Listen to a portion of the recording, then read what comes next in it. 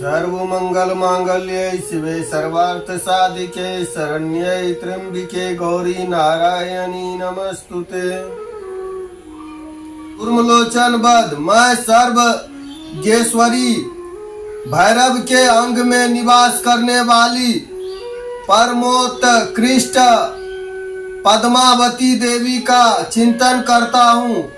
वे नागराज के आसन पर बैठी है।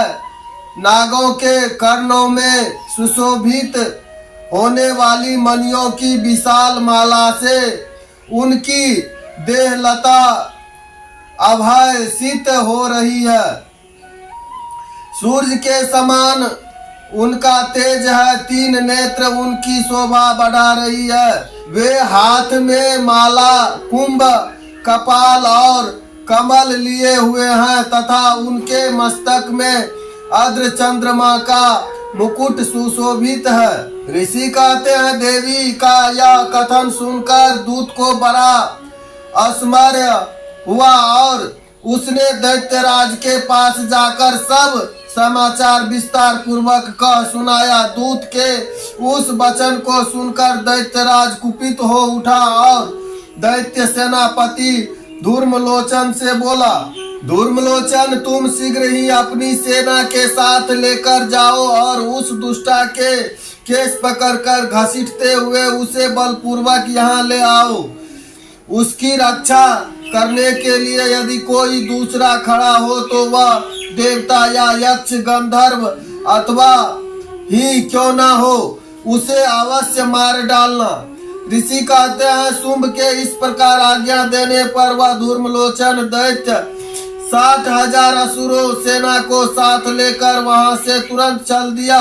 वहां पहुंचकर उसने हिमालय पर रहने वाली देवी को देखा और ललकार कर कहा, अरे तू शुंभ निशुंभ के पास चल।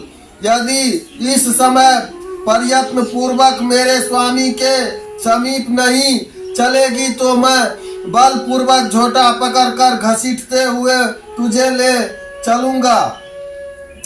देवी बोली, तुम्हें दैत्य के राजा ने भेजा है। तुम स्वयं ही बलवान हो और तुम्हारे साथ विशाल सेना भी है।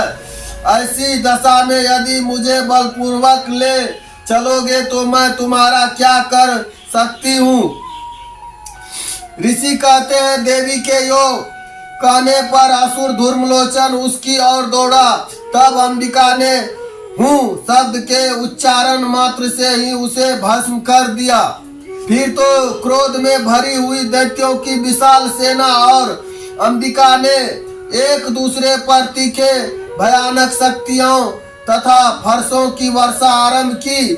इतने में ही देवी का वाहन सिंह क्रोध में भरकर भयंकर गर्जना करके गर्दन के बालों को हिलाता हुआ असुर की सेना में कूद पड़ा।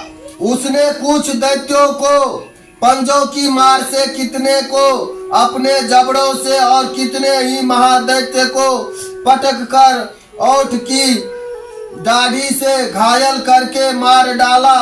उस सिंह ने अपने नखों से कितनों के पेट फाड़ डाले और थप्पड़ मारकर कितनों के सिर धड़ से अलग कर दिए।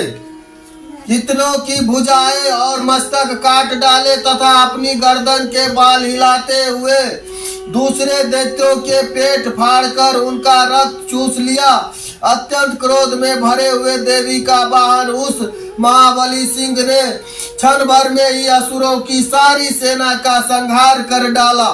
शुंभ ने जब सुना कि देवी ने धूर्मलोचन असुर को मार डाला तथा उसके सिंह सारी सेना का सफाया कर डाला, तब उस दैत्यराज को बड़ा क्रोध हुआ। उसका ओठ कांपने लगा। उसने चंड और मुंड नामक 2 महादैत्यों को आज्ञा दी, हे चंड और हे मुंड, तुम लोग बहुत बड़ी सेना लेकर के वहां जाओ। उस देवी के झोटे पकड़कर अथवा उसके बांधकर शीघ्र ही यहाँ ले आओ। यदि इस प्रकार उनको लाने में संदेह हो तो युद्ध में सब प्रकार के अस्त्र शस्त्र तथा समस्त असुर की सेना प्रयोग करके उसकी हत्या कर डालना।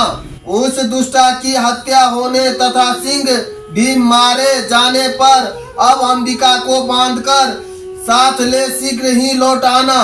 इस प्रकार श्री मार्कंडेय पुराण में सावर्णिक मनमंत्र की कथा अंतर्गत देवी महात्म्य धूर्मलोचन वध नामक छठा अध्याय पूरा हुआ।